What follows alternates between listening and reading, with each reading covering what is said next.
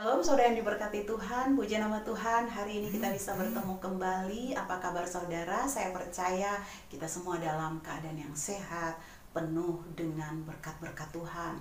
Walaupun di tengah proses hidup, saya percaya tidak kebetulan kita bisa membaca Alkitab bersama hari ini.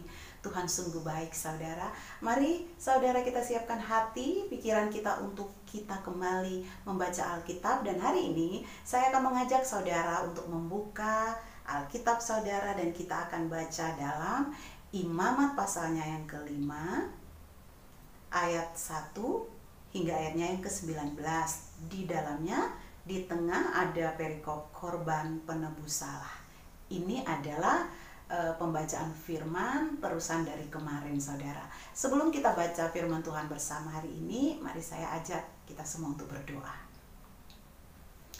Kami bersyukur Tuhan untuk kesempatan yang indah kami bisa kembali mendengar firman, merenungkan firman Tuhan bersama. Terima kasih untuk anugerah penyertaan Tuhan. Terima kasih sudah memegang tangan kami erat, melewati badai hidup, melewati lembah kelam, melewati setiap masalah. Kami tahu Tuhan selalu bersama dengan kami. Saat ini kami rindu untuk mendengar firman-Mu Bapa. Biar Engkau memberkati setiap kami.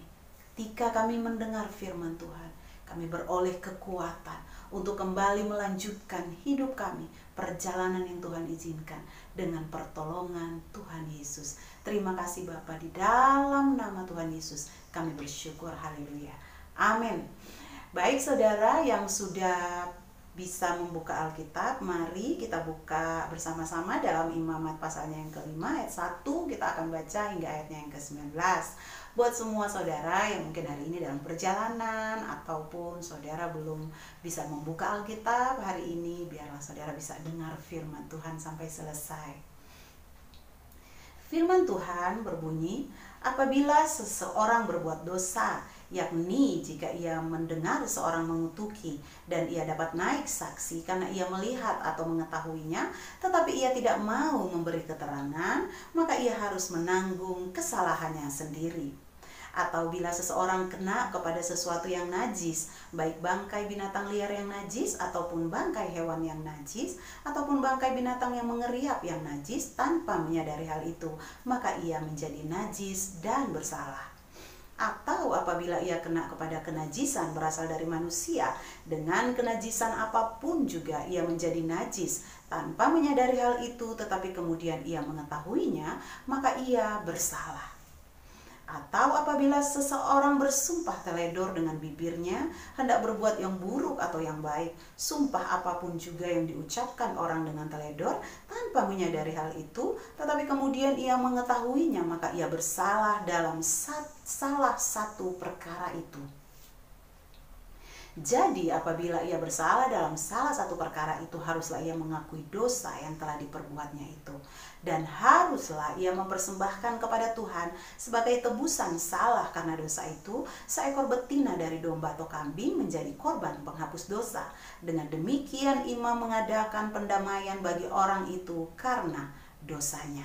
Ayat yang ke-7, tetapi jikalau ia tidak mampu untuk menyediakan kambing atau domba, maka sebagai tebusan salah karena dosa yang telah diperbuatnya itu, haruslah ia mempersembahkan kepada Tuhan 2 ekor burung tekukur atau 2 ekor anak burung merpati, yang seekor menjadi korban penghapus dosa dan yang seekor lagi menjadi korban bakaran.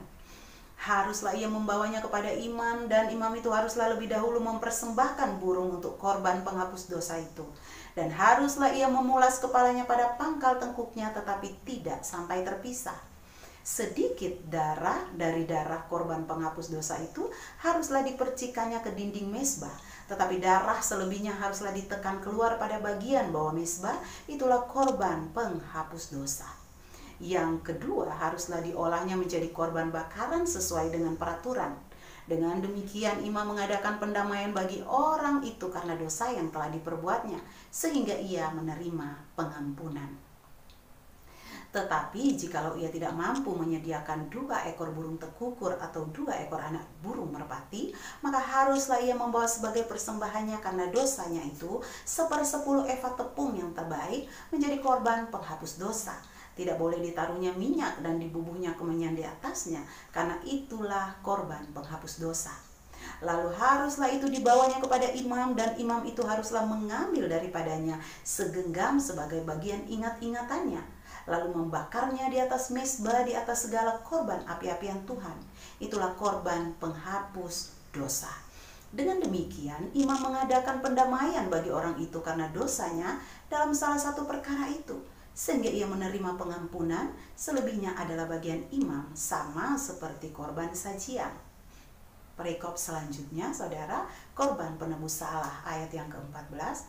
Tuhan berfirman kepada Musa, apabila seseorang berubah setia dan tidak sengaja berbuat dosa dalam sesuatu hal kudus yang dipersembahkan kepada Tuhan, maka haruslah ia mempersembahkan kepada Tuhan sebagai tebusan salahnya seekor domba jantan yang tidak bercela dari kambing domba, dinilai menurut shikal perak, yakni menurut shikal kudus, menjadi korban penebus salah.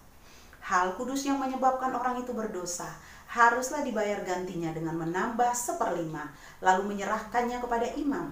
Imam harus mengadakan pendamaian bagi orang itu dengan domba jantan korban penebus salah itu, sehingga ia menerima pengampunan. Jikalau seseorang berbuat dosa dengan melakukan salah satu hal yang dilarang Tuhan tanpa mengetahuinya, maka ia bersalah dan harus menanggung kesalahannya sendiri. Haruslah ia membawa kepada imam seekor domba jantan yang tidak bercela dari kambing domba yang sudah dinilai sebagai korban penebus salah. Imam itu haruslah mengadakan pendamaian bagi orang itu karena perbuatan yang tidak disengajanya dan yang tidak diketahuinya itu, sehingga ia menerima pengampunan. Ayat yang terakhir, saudara, ayat 19, itulah korban penebus salah. Orang itu sungguh bersalah terhadap Tuhan. Haleluya, amin. Demikian tadi kita sudah baca Imamat pasalnya yang kelima, saudara, ayat 1 sampai ayat yang ke-19. Jangan lupa besok mari kita kembali membuka Alkitab dan kembali membaca firman. Namun saya ingatkan, biarlah kita memberikan waktu-waktu kita sejenak, supaya ketika kita baca firman, kita bisa merenungkan firman itu, saudara, dan kembali kita akan berjalan melakukan apa yang Tuhan mau lewat firman Tuhan.